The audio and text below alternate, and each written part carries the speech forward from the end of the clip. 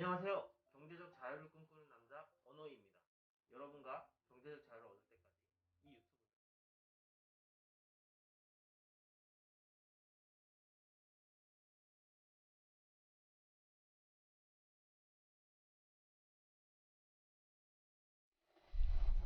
안녕하세요. 어제 플레이비디에 대해서 분석을 했었는데요. 많은 분들이 많은 의견을 주셔서 제 투자에도 도움이 되었습니다. 유튜브를 찍으면서 제가 아는 것들을 다른 분에게 알려드리는 것도 있지만 저도 다른 분들과 소통하면서 많이 배우는 것 같습니다. 오늘 이야기할 종목은 KG 이니시스입니다. KG 이니시스 같은 경우 저는 지금 대략 8개월 정도 투자를 진행 중입니다. 8개월간 많은 고통과 인내와 정말 대주주가 어떤 사람이냐에 따라서 주식 투자가 정말 힘들 수도 있다라는 것을 알게 해준 주식입니다. 어쩌면 이미 알고 있었을지도 모릅니다. KG그룹의 대주주 리스크. 사실 KG그룹은 장사를 매우 잘합니다. 이익을 잘 뽑아내고 적자인 기업을 잘 턴어라운드 시켜서 부실한 기업을 좋은 기업으로 잘 바꾸는 아주 유능한 오너라고 이야기를 할 수도 있습니다. 하지만 KG 이니시스 등 현금 창출력이 뛰어난 기업들 같은 경우에 오히려 이런 뛰어난 능력이 다른 기업의 M&A 자금으로 쓰이면서 실제로 더 높은 가치를 받을 수 있는 KG 이니시스가 저평가를 받는 현상이 발생하게 됩니다. 이와 유사한 기업으로 KG 모빌리언스 또한 있습니다. 지표로만 보면 KG 모빌리언스가 KG 이니시스보다 더 저평가에 좋게 보이기도 합니다. 그러다 보니 두 기업 다 좋게 보고 있지만 KG 모빌리언스 같은 경우 개인적인 성향으로 투자를 꺼리고 있습니다. 이 방송을 KG 모빌리언스 분들도 들을 수 있으니 그 부분에 대해서는 생략하도록 하겠습니다. 먼저 KG 이니시스의 시총을 보겠습니다. 3,418억입니다. KG 이니시스의 현재 재무 현황을 보겠습니다. 매출액이 꾸준히 증가하는 걸 확인할 수 있고요. 영업이익 또한 꾸준히 늘어나는 걸 알 수 있습니다. 2018년 12월에만 영업이익이 갑자기 급속도로 쪼그라들었는데 이 경우에는 자회사인 KG 모빌리언스의 일시적인 회계 이슈로 실적이 많이 안 좋게 나왔기 때문입니다. 올해는 이 실적을 유지한다고 가정했을 때 개인적으로 영업이익 900억에서 1000억까지도 바라볼 수 있다고 생각합니다. 이 같은 경우 당기순이익은 600억에서 800억 사이가 나오지 않을까요? 그러면 당기순이익이 800억이 나왔을 때 KG 이니시스는 퍼가 4에서 5가 됩니다. 제가 작년에 KG 이니시스와 관련된 리포트를 쓴 적이 있습니다. 이때 주가가 15,200원이었고요. 그때 시총이 4,200억 정도였습니다. 이때도 KG 이니시스를 굉장히 싸다고 생각을 했고 작년에 2018년도 3분기까지 누적이 이 정도였기 때문에 2018년도 말에는 이만큼 또 추가로 성장을 해서 9천억 가까이 매출이 발생할 거로 예상을 했었는데 실제로 매출은 9,200억 정도 발생을 했죠. 하지만 영업이익이나 당기순이익 부분이 KG 모빌리언스의 일시적인 해결을 예측하지 못해 조금 빗나가긴 했습니다. 이때 보고서를 쓸 때만 해도 이 가격도 너무 싸다고 생각을 했는데요. 지금 가격은 더 내려왔습니다. 이래서 주식은 정말 알 수 없는 것 같습니다. 먼저 이때 KG 이니시스를 가장 좋게 본 이유는 온라인 거래액의 증가입니다. 온라인 거래액은 계속 증가를 하고 있고요. KG 이니시스 같은 경우에는 온라인 사업에서 PG업을 하기 때문에 지속적으로 매출이 늘고 이익이 늘어나는 자연 성장을 하고 있습니다. 일단 PG사에 대한 개념이 대부분 좀 약하기 때문에 조금만 더 설명을 해드리겠습니다. 소비자가 물건을 사게 되면 대부분 카드사에 돈을 지불하게 됩니다. 물론 현금으로 사기도 하고 뭐 여러 가지 방법을 이용해 사용하기도 하지만 대한민국 국민들은 신용카드를 대부분 사용하기 때문에 카드사에 돈을 지불하게 되고 카드사는 이 돈의 일부를 본인들의 수수료를 떼고 피지사에 주게 됩니다. 여기서의 피지사가 바로 KG 이니시스, NHN 한국사이버결제, LG U+, 이 세 개가 가점을 하고 있습니다. 이 피지사들은 이 돈을 다시 가맹점에게 나눠주게 됩니다. 그러면 카드사가 바로 주면 되지 왜 이 피지사가 꼈을까요? 이 피지사들은 이제 신용 보증이나 뭐 여러 가지 돈 나눠주는 역할을 하게 됩니다. 카드사가 피지사가 없다면 가맹점 하나하나에 계약을 다 맺고 일일이 돈을 정산해줘야 되는 번거로움이 있습니다. 이런 번거로움을 카드사는 하기 싫기 때문에 그냥 결제 금액 전체를 피지사에 던져주고 피지사는 그 금액들을 쪼개서 가맹점들에게 나눠주게 됩니다. 한마디로 가운데서 게이트웨이 역할을 하면서 수수료를 챙기는 것이죠. 이 게이트웨이 역할은 자세히 보면 굉장히 쉬운 것도 같지만 굉장히 어려운 것일 수도 있습니다. 왜냐하면 이 게이트웨이 업은 수수료가 굉장히 낮기 때문에 여기서 이익을 정리담에, 즉 많은 가맹점을 가지고 조금의 수수료로 이익을 많이 내야 하는 구조이기 때문이다. 그러다 보니 다른 피지사들이 이 해자를 깨고 들어오는 게 쉽지 않습니다.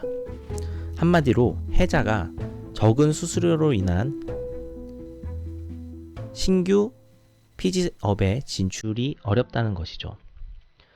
이제 차트로 넘어가 이 기업이 어떤 식으로 주가의 흐름이 흘렀는지 한번 살펴보도록 하겠습니다. 과거 주봉으로 보게 되면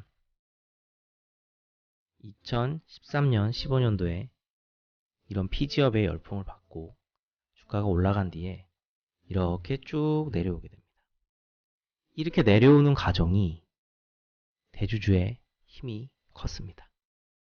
KG그룹은 옐로우캡이라는 택배회사를, 정확히는 동부 쪽 택배회사일 거예요. 택배회사를 인수해서 택배를 정상화시켜서 이익을 내려고 했지만 그게 잘 되지 않습니다. 그래서 피지업에서는 돈을 많이 버는데 결국 택배업에서 돈을 계속 까먹게 됩니다. 그 적자가 누적되고 그 택배 사업이 이 KG 이니시스 주가에 발목을 잡게 됩니다. 사실 이 택배 회사도 사실은 KG 케미칼 자회사였는데 KG 케미칼이 KG 이니시스에 넘기게 됩니다. 그러면서 주가가 이렇게 계속 하단을 찍었고 2017년 말 이때 그 택배 회사를 정리하게 됩니다. 그러면서 실적이 다시 드라마틱하게 좋아지면서 주가가 상승하게 되죠. 자, 일봉으로 보겠습니다. 택배를 정리하고 기업의 정상화를 이루니 주가가 올라가기 시작합니다. 그런데 여기서 주가가 빠지죠. 갑자기 이렇게 빠지기 시작하는데 여기서 주가가 빠질 때는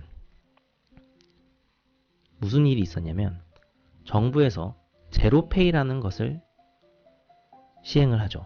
사실 제로페이는 온라인에서 이제 신용카드나 이런 걸 쓰지 않고 계좌이체를 통해서 하는 걸로 KG 이니시스 업과는 전혀 상관이 없습니다.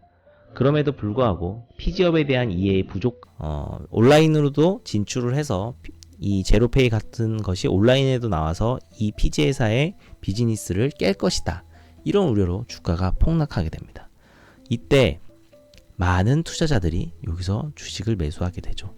지금 보면 매물대가 이쯤이지만 이때만 해도 여기에 엄청나게 많은 매물대가 있었습니다. 한번 볼 수 있나 볼까요?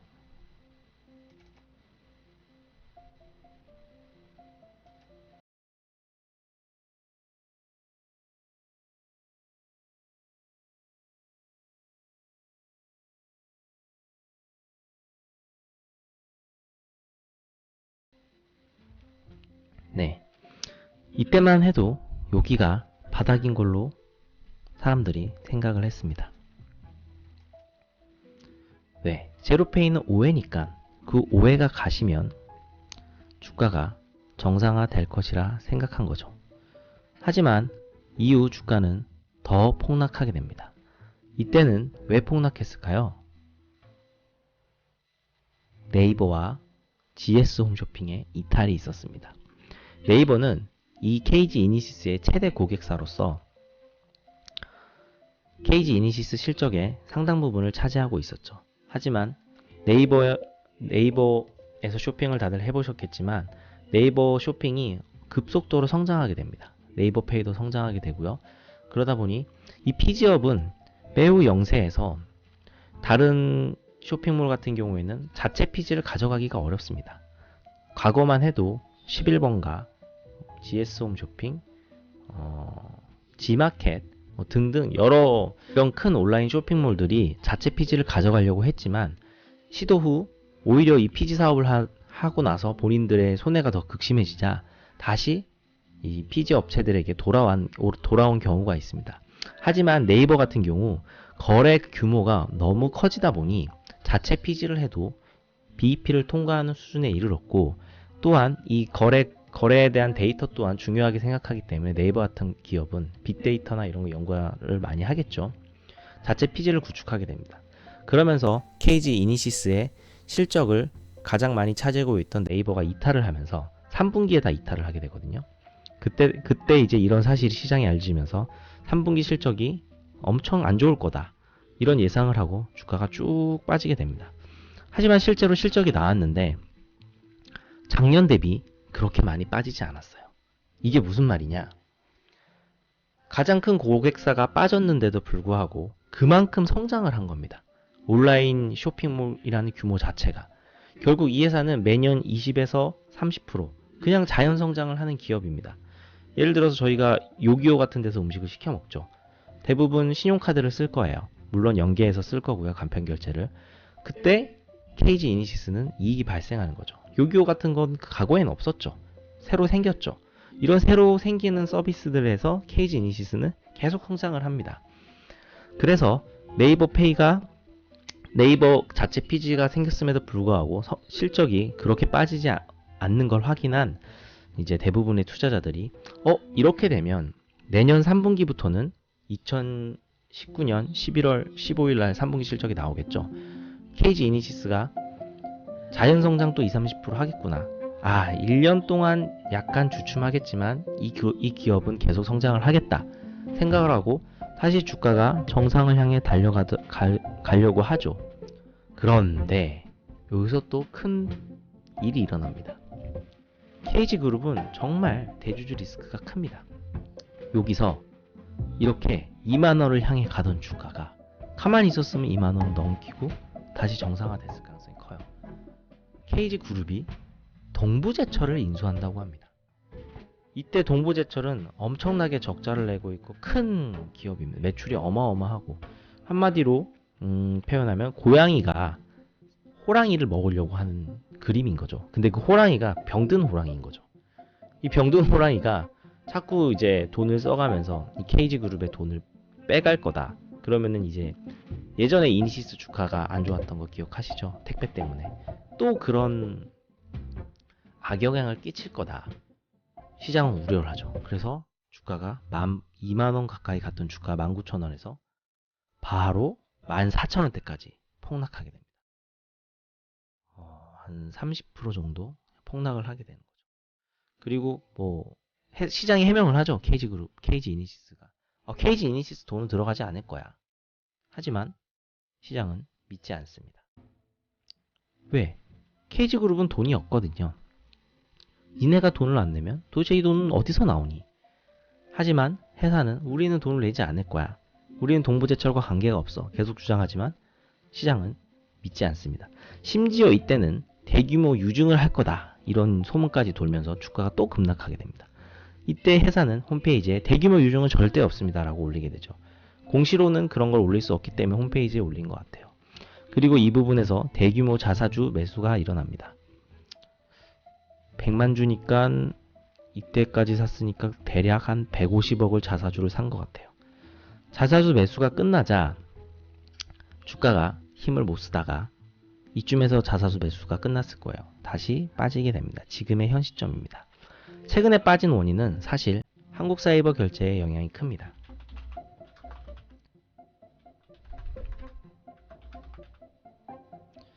한국사이버 결제 같은 경우 주가가 급등하게 되죠.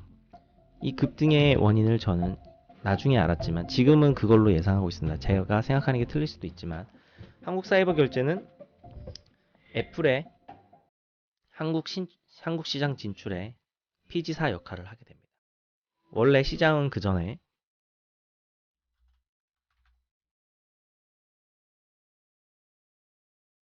KG 이니시스가 애플 거를 할 거라고 생각을 하고 있었죠. KG 이니시스도 애플과 잘 협약이 되고 있었다고 얘기를 했고요. 애플까지 잘 안 되고 이제 동부제철은 8월 20일 날 돈을 납품하면 인수가 끝나게 됩니다.